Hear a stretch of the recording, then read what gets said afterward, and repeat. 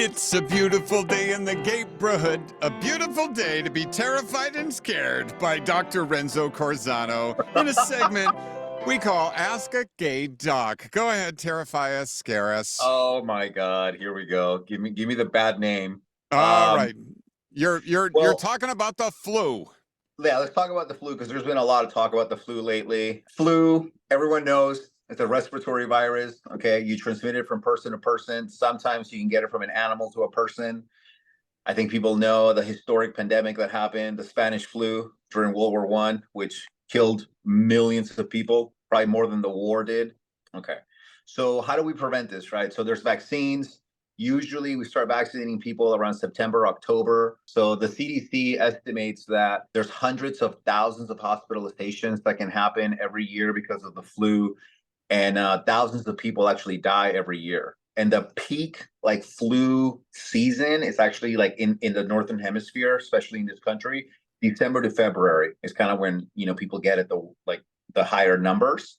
And anybody over 6 months of age or older can get vaccinated, and the vaccines actually lower like serious complications. Okay, and a couple of things to know. The vaccines, they do not give you the flu. Okay, they're basically just like pieces of the virus or like a weakened virus. You can definitely get vaccinated for COVID and the flu at the same time. Okay, there's no contraindication for that. The vaccine can actually reduce your risk of getting influenza by 60%.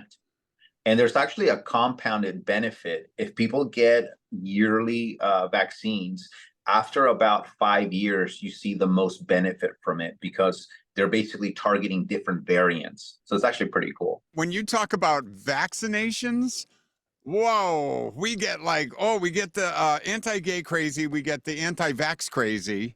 And so literally I have been like getting carpal tunnel syndrome trying to like delete these hateful comments, which are really awful and threatening and mean.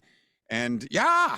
So now you're back with more vaccination stuff. If we did a flu shot clinic at a bar and said shots and shots, could we take some fireball shots and a flu shot and another Hell fireball? yes. I think I need a shot of fireball. Oh my Desert God. Oasis Healthcare bring us Ask a Gay Doc, and you can send a question to Dr. Renzo Corzano at lgbtqhealth@mydohc.com. And, we make light of things, but these are real serious issues, especially if Yeah. you have other underlying issues. I know it's anecdotal. Have you seen patients who refuse to get the flu shot, get the flu, and then Yes. and then regret it? You know where that happens more? With shingles. Oh, Yeah. Because shingles is so painful that patients really come back and then they're like, man, I really should have gotten it because that really sucked. yeah. Okay. I've seen it a few times with COVID.